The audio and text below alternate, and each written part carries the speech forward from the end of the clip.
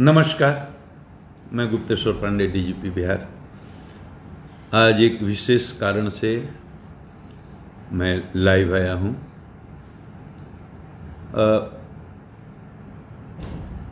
गोपालगंज में एक triple murder case हुआ है, जिसको लेकर सोशल मीडिया में बहुत तरह की अफवाहें चल रही हैं। ज़्यादा लोग जो पूरी तरह से घटना को नहीं जानते हैं, वो गलत तरह की अफवाहों के चलने के कारण गलत परसेप्शन भी बना लेते हैं और उस परसेप्शन के आधार पर टिप्पणी भी करने लगते हैं। कुछ लोग सच्चाई को जानते हुए भी गलत मोटिव से कुछ लिखते हैं, वो अलग बात है। लेकिन ज़्यादा लोग इनोसेंटली, क्योंकि वो नहीं जानते हैं कि सच्चाई क्या है, इसलिए वो अलग तरह से परसेप्शन बना लेते हैं। तो मैं लाइव आया नहीं, मुझे जबरदस्ती बुलाया गया। नहीं तो हर घटना पर, हर मर्डर के केस में या किसी भी केस में डीजीपी को लाइव आने की जरूरत नहीं है। हमारे एडीजी हेडक्वार्टर ही प्रेस कॉन्फ्रेंस करते हैं। मैंने आज तक 1.5 साल में कोई पीसी नहीं की है। एक भी पुलिस मुख्यालय से एडीजी हेडक्वार्टर पुलिस विभाग के प्रवक्ता हैं और हर महत्वपूर्ण घटना पर वो प्रेस कॉन्फ्रेंस करते हैं। मुझे आना पड़ा। सोशल मीडिया पर इतने तरह की खबरें चली कि मुझे जबरदस्ती आना पड़ा ताकि लोगों को मैं बता सकूं कितने बड़े बड़े जनसंहार हुए हैं इस बिहार में, कितनी बड़ी बड़ी घटनाएं हुई हैं। कभी डीजीपी कोई आता है फेसबुक लाइव पर, उसकी जरूरत नहीं। लेकिन ये कांड थोड़ा अलग है। जैसे हत्याएं तो बहुत होती हैं, तो सब हत्या का केस देखने कोई डीजीपी जाता? कोई डीजीपी किसी मर्डर केस, डकैती, कोई केस देखने नहीं जाता। लेकिन मैं गोपालगंज गया। किस लिए गया? कि वो हत्या का जो केस हुआ था वो बहुत महत्वपूर्ण था। 5 बच्चे हैं, 3 मुसलमान के हैं, 2 हिंदू के हैं, 5 माइनर हैं, आपस में खेलते हैं, एक साथ घूमते हैं, बहुत गहरी दोस्ती है। रोज की तरह एक दिन खेलने जाते हैं। 4 बच्चे तो शाम को लौट आते हैं, 1 बच्चा नहीं आता है। बच्चे के घर के लोग पूछताछ करते हैं, ये चारों बच्चे झूठ बोलते हैं। कड़ाई से पूछताछ होती है तो सुबह बताते हैं 1 बच्चा नदी में डूब गया। आगे आगे आते हैं, पीछे से पूरा गांव आता है। उस पर तो अनुसंधान चल रहा है, डूब गया या डुबाया गया। लड़के के पिता ये प्राथमिकी दर्ज करते हैं कि इसको मार करके डुबा दिया गया, और चारों दोस्तों को अभियुक्त बनाते हैं, 2 और को बनाते हैं। अब मार कर डुबा दिया गया या डूब करके मारा।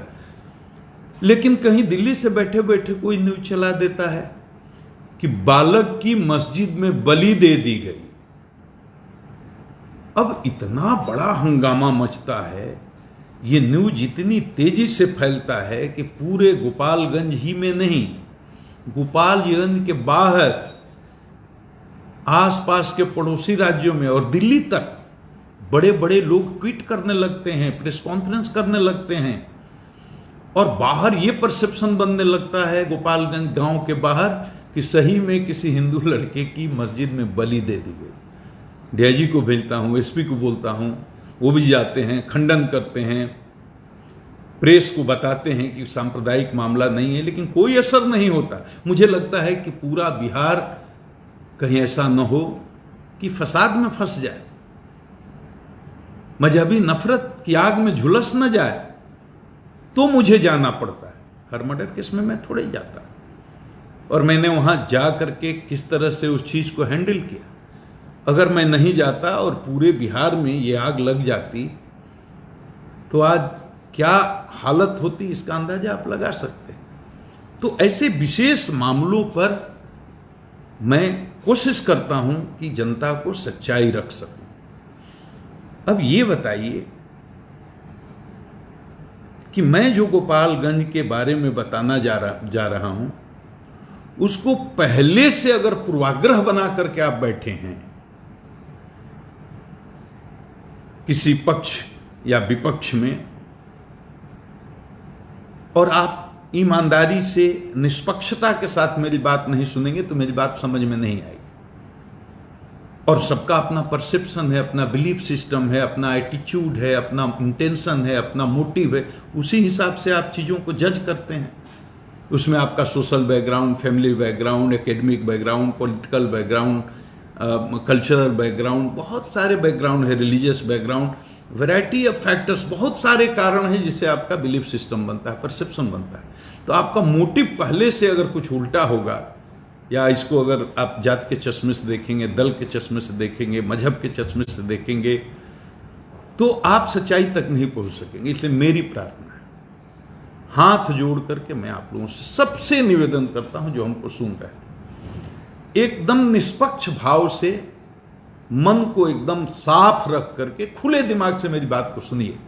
क्योंकि मैं जो भी बोल रहा हूं डॉक्यूमेंट पर आधारित, तथ्य पर आधारित, तथ्य बोल रहा हूं, फैक्ट बोल रहा हूं, सच्चाई बोल रहा हूं। इसमें अपनी बात नहीं बोल रहा हूं। जो केस के बारे में, गोपालगंज में 3 घटनाएं हुई हैं लगातार।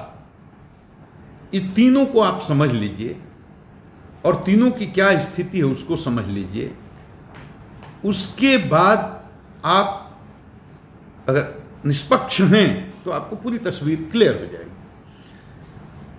3/5/20 को एक मारपीट की छोटी घटना होती है जिसमें सतीश पांडे, मुकेश पांडे अपने गांव में किसी भगवान तिवारी को पीटते हैं और उसका एक मुकदमा होता है। उसमें उनका वारंट प्रे हुआ, अरेस्ट भी हो गए, वो तो बात अलग है। मैं हत्या की बात कर रहा हूं।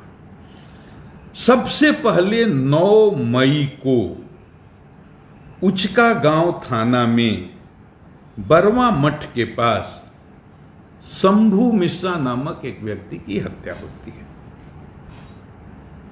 इस शंभू मिश्रा की हत्या में 6 आदमी को नामजद अभियुक्त बनाया जाता है। इसमें 2 आदमी के विरुद्ध जांच में आरोप के लिए अभी साक्ष्य नहीं आया है, 4 आदमी के विरुद्ध साक्ष्य आया है। तो पहली हत्या, इसमें एक ही आदमी की गिरफ्तारी हुई है, 3 फरार हैं, 2 के खिलाफ साक्ष्य नहीं आया है। ये पहली हत्या है 9 मई को, जिसमें जो सतीश पांडे है उसके किसी नज़दीकी आदमी, जो बहुत दिन से बताया जाता है कि 30 साल से उनके साथ रहते थे, शंभू मिश्रा की हत्या होती है। ये पहली। उसके बाद ये बहुचर्चित कांड, ट्रिपल हत्याकांड की घटना होती है 24 मई को। ये हथुआ थाना में होती है। इसमें अपराधी आते हैं। अब घटना कैसे होती थी? अपराधी आते हैं। अपराधी का लक्ष्य क्या है? टारगेट कौन है? जयप्रकाश चौधरी। उनको मारने के लिए आते हैं। उतर के उसके बारे में पूछते हैं। जयप्रकाश चौधरी जी के पिताजी महेश चौधरी भी वहाँ हैं, उनकी माँ संकेतिया देवी भी वहाँ हैं, उनके भाई शांतनु चौधरी जी कुछ छत पर हैं। जैसे उन लोगों को पता चलता है कि ये लोग अपराधी हैं और जयप्रकाश चौधरी को मारने के लिए आए हैं, तो डंडे से 2 लाठी महेश चौधरी मारते हैं एक अपराधी को। संकेतिया देवी अपने बचाव में ईंटा फेंकती हैं और ऊपर से शांतनु चौधरी अपने भाई के जीवन की रक्षा के लिए गाली देते हुए बोलते हैं मैं तुरंत उतरता हूं। ये तीनों लोग को ये अपराधी गोली मार देते हैं। गोली जयप्रकाश चौधरी को भी लगती है, वो आज भी हॉस्पिटल में है। मुझे ये भी नहीं पता था कि पीएमसीएच में है, आज हमको पता चला। तो 3 व्यक्तियों की ये मृत्यु होती है। एक मोटरसाइकिल वहां से बरामद होती है। अब ये 24 तारीख को शाम को घटना होती है, बयान आता है, 25 को इसका सुबह में FIR होता है। इसमें 4 आदमी को अभियुक्त बनाया जाता है। ध्यान से सुनिएगा। वादी हैं इसके जयप्रकाश चौधरी जी, जो 4 आदमी को प्राथमिकी का नामजद अभियुक्त बनाते हैं। पहला सतीश पांडे, दूसरा मुकेश पांडे, तीसरा बटेश्वर पांडे। 3 आदमी को ये गोली मारने के प्रत्यक्षदर्शी, मतलब ये जो गवाह जिसको कह सकते हैं, वो कहते हैं ये 3 आदमी ने गोली मारी। एक अन्य पप्पू पांडे के बारे, जो माननीय वहां के विधायक हैं, इनका कहना है कि 4 दिन पहले इन्होंने हमको धमकी दी थी, तो इसमें इनकी साजिश हो सकती है। मैं एकदम टेक्निकल लीगल पॉइंट आपको डिस्कस कर रहा हूं। मैं समझ रहा हूं आप जो सुन रहे हैं उसमें वकील भी होंगे, विद्वान भी होंगे, पुलिस के भी लोग होंगे, हमसे ज़्यादा पढ़े लिखे और समझदार लोग भी होंगे। आप देखिए, वादी ये नहीं कहता कि गोली मारने में यहाँ पप्पू पांडे भी थे। वो कहता है लिखित कि 4 दिन पहले हमको एक जगह पर मुकेश पांडे और पप्पू पांडे ने रोक कर हमको धमकी दी। यहां घटना स्थल पर पप्पू पांडे के होने की बात तो वादी भी नहीं करता, साजिश की बात करता है। अब साजिश क्या है? साजिश आपके मन का संदेह भी हो सकता है, मन का विश्वास भी हो सकता है, ये सच भी हो सकता है और ये गलत भी हो सकता है। कानूनी रूप से चार्जशीट करने के लिए साजिश के बिंदु पर अनुसंधान करके साक्ष्य जुटाना पड़ता है और वो एक टाइम टेकिंग प्रोसेस है, उसमें समय लगता है। मेरा इतना ही कहना है। 3 आदमी जिसको वादी ने बताया कि ये गोली मारने में थे, सतीश पांडे, मुकेश पांडे, बटेश्वर पांडे, तीनों गिरफ्तार। FIR होने के साथ, जैसे FIR होता है और हमारे ये जो विक्टिम हैं, पीड़ित हैं, 3 आदमी की अंतिम संस्कार होने के लिए जाता है, चिता में आग लगाई जाती है, पूरी तरह से संस्कार संपन्न भी नहीं होता है, उसके पहले पुलिस मेरे आदेश पर, जैसे मुझे सूचना मिलती है, मैंने कहा तुरंत गिरफ्तारी होनी चाहिए और तुरंत सतीश पांडे की गिरफ्तारी होती है, मुकेश पांडे की गिरफ्तारी होती है, 25 को FIR, 26 को इनकी, और एक जो बचा हुआ बटेश्वर पांडे, उसकी भी आगे गिरफ्तारी। तीनों जिसको घटना स्थल पर गोली मारने की बात बताई जाती है, तीनों की गिरफ्तारी हो गई। इसमें नहीं कोई बचा जिसका नाम दिया गया। अब एक चीज, ये एक केस देखिए, ये केस होता है हत्या 24/5/20 को, लेकिन उसके तुरंत बाद, ये घटना के बाद पुलिस FIR करती है, सतीश पांडे, मुकेश पांडे की गिरफ्तारी करती है, बटेश्वर पांडे की गिरफ्तारी हो गई, SIT बनाई जाती है DIG के नेतृत्व में, पूरा STF की टीम भेजी जाती है, CID की टीम भेजी गई है, यूपी पुलिस के साथ हम लोग लाइजनिंग करते हैं और लगातार उसके संपर्क में आकर के सारे गिरोहों के बारे में जो यूपी के साइड में छुपे हुए हैं उनके बारे में जानकारी प्राप्त करते हैं। लगातार छापेमारी होती है और गोपालगंज के लोगों को अब पता चलता होगा, वहाँ जो स्थानीय लोग हैं, कि किस तरह से वहाँ जितने भी दुर्दांत अपराधी हैं, चाहे इस गिरोह के चाहे उस गिरोह के, बिना जात, बिना मजहब, बिना दल, बिना संप्रदाय के भेद के किस तरह से दबिश बना करके कार्रवाई पुलिस कर रही है। 1 दर्जन लोग जेल भेजे जा चुके हैं और आगे मैं इतना ही संकेत में बोल सकता हूं, हमें केवल समय दीजिए। गोपालगंज की तारीख में, उसके इतिहास में, ये जो पुलिस एक्शन हो रहा है उसको गोपालगंज की जनता हमेशा याद रखेगी। किसी को नहीं छोड़ूंगा, चाहे इस जात का, उस जात का, इस दल का, उस दल का, इस मजहब का, उस मजहब का। जो अपराधी है उसको नहीं छोड़े, किसी भी कीमत पर नहीं छोड़े। लेकिन ये 25 को घटना, 24 को घटना होती है, 25 को लाश जलती है, 26 को फिर एक हत्या हो जाती है। वो होती है मुन्ना तिवारी की हत्या हथुआ थाना में, रेपुरा गांव में। और इसमें 4 आदमी को अभियुक्त बनाया गया है। 4 आदमी को जो अभियुक्त बनाया गया है उसमें से एक जयप्रकाश चौधरी भी हैं, जो वादी हैं।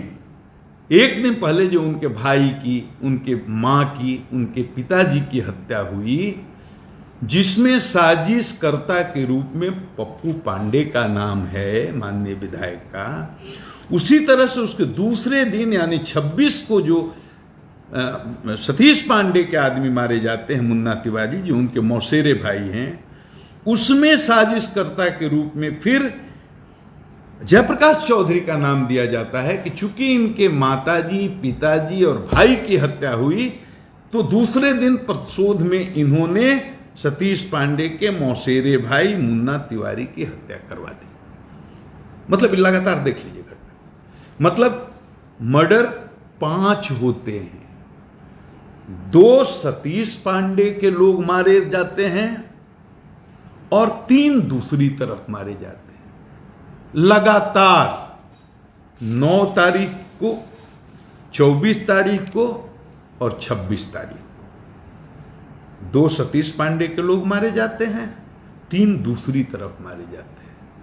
अब जो जयप्रकाश चौधरी के माताजी, पिताजी और भाई की हत्या जो हुई है, उसमें पप्पू पांडे साजिशकर्ता के रूप में अभियुक्त बनाए गए, और सतीश पांडे के मौसेरे भाई जो मारे जाते हैं उसमें जयप्रकाश चौधरी साजिशकर्ता के रूप में अभियुक्त बनाए गए। उनको याद रखिए कि गोली भी लगी है, उनका इलाज भी चल रहा है। तो घटनास्थल पर तो ये भी नहीं थे, तो बिना अनुसंधान किए साजिश के बिंदु पर विधायक पप्पू पांडे को जेल भेज दिया जाए, बिना अनुसंधान किए सिर्फ एफआईआर में नाम आने के आधार पर साजिश करने के आरोप में बिना साक्ष्य जुटाए जयप्रकाश चौधरी को भी जेल भेज दिया जाए। ये दोनों बिंदुओं पर अनुसंधान चल रहा है। बाकी ट्रिपल मर्डर केस में गिरफ्तारी के लिए कोई भी बाकी नहीं है। और गोपालगंज से हम हाथ जोड़कर करबद्ध प्रार्थना कर रहे हैं, आप किसी जाति को हों, किसी दल के हों, किसी मजहब को, अपराध और सच बोलना सीखिए, सच का साथ देना चाहिए। अपराध और अपराध की संस्कृति के खिलाफ मैं आज से नहीं लड़ रहा हूं। मैंने 33 साल की सेवा कंप्लीट की है और हमने अलग अलग मुख्यमंत्री के साथ काम किया है। हमने माननीय लालू प्रसाद यादव भी हमारे मुख्यमंत्री रहे, माननीय श्रीमती राबड़ी देवी भी हमारी मुख्यमंत्री रही, और अब माननीय हमारे नीतीश कुमार मुख्यमंत्री हैं। मैंने व्यक्तिगत रूप से आज तक, मैं विनम्रता के साथ कहता हूं, केस का रिकॉर्ड खत्म नहीं होता, वो आज भी होगा। 10 जिलों में एसपी रहा हूं, 20 जिलों में मैंने डीआईजी के रूप में, आईजी के रूप में सेवा दी है, लगातार फील्ड में रहा हूं। और मैं यही कहूंगा कि एक भी कोई केस का उदाहरण आप निकाल लीजिए जिसमें हमने किसी दोषी को, गुंडा को, कातिल को, अपहरणकर्ता को, अपराधी को, संगठन का, गुंडों का गिरोह चलाने वाले को छोड़ दिया हो, या एक भी उदाहरण दीजिए जिसमें किसी निर्दोष को मैंने जानबूझ करके जातिगत भावना से या दलगत भावना से किसी को फंसा दिया। एक भी उदाहरण नहीं करने, ऐसी जलीलत वाली नौकरी छोड़ दूंगा मैं। एक भी उदाहरण, किसी अपराधी को, अपहरणकर्ता को, क्रिमिनल को कभी संरक्षण दिया हो, किसी मामले में कभी कोई जात पात के नाम पर मैंने भेदभाव किया हो? मैंने तो 33 साल में अपनी जात का एक आदमी अपने साथ बॉडीगार्ड के रूप में आज तक नहीं रखा। मेरे साथ मुसलमान होते हैं, दलित होते हैं, यादव होते हैं, दूसरी अति पिछड़ा कास्ट। मैं तो ये सब सोचता भी नहीं, लेकिन जिस भाषा में आप समझना चाहते हैं उस भाषा में समझा रहा हूं। जात, दल, मजहब, संप्रदाय के आधार पर कभी भेदभाव मैंने किया? यहां अकलियत समाज के भी लोग बहुत भारी संख्या में बिहार में हैं। मैं चुनौती देता हूं एक एक आदमी को, 33 साल में कहां कहां एसपी रहा हूं, आपको सबको पता है। एक कोई अकलियत का आदमी खड़ा होकर कह दे कि मैंने कभी उसके साथ किसी तरह का भेदभाव, सैकड़ों बार इस सूबे को फसाद से बचाया है मैंने, अपनी जान को जोखिम में डाल करके, और गोपालगंज भी इसीलिए गया था। और ऐसे आदमी का अगर मनोबल तोड़िएगा, हम कैसे काम करें? कभी किसी दल का कोई जनप्रतिनिधि हमसे मिलने आया हो, मैंने उसका स्वागत नहीं किया, मैंने उसकी बात नहीं सुनी हो, मैंने उसका सम्मान नहीं किया हो। किसी जात या किसी दल के नेता के प्रभाव में आकर के किसी साथ मैंने अन्याय किया हो? बिहार में जितने चुनाव हुए सब मैंने कराए हैं, चाहे एसपी के रूप में, चाहे डीआईजी के रूप में, चाहे आईजी के रूप में। एक गांव के स्तर के कार्यकर्ता से लेकर राष्ट्रीय स्तर तक के किसी कार्यकर्ता और किसी राजनेता ने मेरे पर किसी प्रकार का पक्षपात करने का आरोप लगाया हो, किसी को मैंने लाभ पहुंचाने के लिए, किसी को हानि पहुंचाने के लिए कोई काम किया। अब ऐसे आदमी को भी, निष्पक्ष आदमी को भी काम नहीं करने दीजिएगा तो बिहार का क्या होगा? जो फेसबुक पर गालियां लिखते हैं उनको मैं कह रहा हूं, सोचिए, ये जात के दायरे से बाहर निकलना होगा। नहीं निकलेंगे तो बिहार का क्या होगा? फिर कोई अच्छा काम क्यों करेगा? बिहार की जनता इस बात पर यकीन करे कि बिहार पुलिस किसी के प्रभाव में और किसी के दबाव में काम नहीं कर रही है। साजिश का अनुसंधान होता है, साक्ष्य जुटाना पड़ता है। कह रहे हैं जयप्रकाश चौधरी जी, हमको मुकेश पांडे ने, पप्पू पांडे ने एक जगह पर रोक करके और हमको धमकी दी। जिस दिन इस बात का साक्ष्य मिल जाएगा, और साक्ष्य जुटाना तो इलेक्ट्रॉनिक एविडेंस बहुत आसान है, और इसके अलावे भी जो भी साक्ष्य दे सकते हैं दें, निष्पक्ष अनुसंधान होगा। बड़े से बड़े बाहुबली किसी को सरकार ने बचाया क्या? कहां से कहां गए लोग? कोई नहीं बच सकता। लेकिन इसको जात, दल, मजहब के चश्मे से कृपया न देखें। बहुत विनम्र मैं प्रार्थना करना चाहता हूं। सरकार न किसी को बचाती है, न किसी को फंसाती है। हम लोग भी बहुत ईमानदारी से आपकी सेवा कर रहे हैं, लेकिन ऐसे बिना सोचे, बिना जाने, मैंने बता दिया ना, गिरोहों की वर्चस्व, गिरोह मैंने पाला है, गिरोह मैंने पैदा किया है। मैं किसी गिरोह को रखता हूं। डीजीपी, आप सोचिए, 35 साल से नौकरी में हूं ना, एक दिन से थोड़े हो। जहां रहा आम जनता का आशीर्वाद रहा, और मेरी औकात तो बस इतनी ही है, आम जनता का आशीर्वाद। मैं 12 करोड़ की जनता का सेवक, उनके चरणों का धूल हूं। इससे बड़ी औकात मेरी है ही नहीं, बस इतनी ही है मेरी। और कुछ लोग गलत, जैसे संवैधानिक पद पर जो लोग हैं, उनको कुछ लोग गलत सूचना दे करके गुमराह कर देते हैं। मैं उनको दोष नहीं देता, लेकिन उनको गलत सूचना दे करके रमाशय सिंह हत्याकांड, ये राजकुमार हत्याकांड, उपेंद्र सिंह हत्याकांड, अरुण कुमार सिंह हत्याकांड, अनिल तिवारी हत्याकांड, इसमें सब में पप्पू पांडे को नाम लेकर के, अब ये गलत सूचना जो किसी भी संवैधानिक पद पर बैठे हुए जिम्मेदार आदमी को देते हैं, वो उनके शुभचिंतक नहीं है। उनको सत्यापन इसका करना चाहिए। मैं सिर्फ बता दूं, इसमें किसी भी कांड में विधायक पप्पू पांडे नामजद अभियुक्त नहीं है, कहीं से भी एफआईआर में उनका नाम नहीं है। तो ऐसे कांडों के बारे में, और जो सतीश पांडे की बात कर रहे हैं, तो सतीश पांडे का मैंने आपराधिक इतिहास मंगाया। ये वो सतीश पांडे हैं जो 45 केसों में इनका नाम है। अभी ये वांटेड नहीं है किसी केस में, सब में बेल ले लिए, वो अलग बात है, मुकदमे कोर्ट में वो अलग बात है। लेकिन ये सतीश पांडे पर 45 केस हैं, और केस चोरी के हैं, डकैती के हैं, आमसे के हैं, हत्या के हैं, हत्या के प्रयास करने के हैं, अपहरण के हैं। तो सतीश पांडे अपराधी हैं। और जिस दूसरे माननीय की बात कर रहे हैं उनके भी आपराधिक इतिहास है, मुकेश पांडे के भी आपराधिक इतिहास है। तो जो जिसका आपराधिक इतिहास है उसके साथ समझौता करने के बजाय मर जाना पसंद करेगा। अब मेरा क्या है, हम पर भरोसा रखिए और इस बात का भी भरोसा रखिए कि पुलिस किसी के दबाव में नहीं है। सरकार की तरफ से स्पष्ट आदेश है, एक एक आदमी को चुन करके निकालिए जो गुंडों का, क्रिमिनल का और ऐसे अपराधियों का रैकेट चलाता है, चाहे वो किसी जात का हो, किसी मजहब का हो। स्पष्ट खुला हाथ है पुलिस को। हमें काम करने में सहयोग करें। और आज अंत में जनता से मैं यही कहूंगा कि मुझे आपके प्यार की बहुत जरूरत है, आशीर्वाद की बहुत जरूरत है, लेकिन इतना प्यार न करिए कि लोग जलने लगें।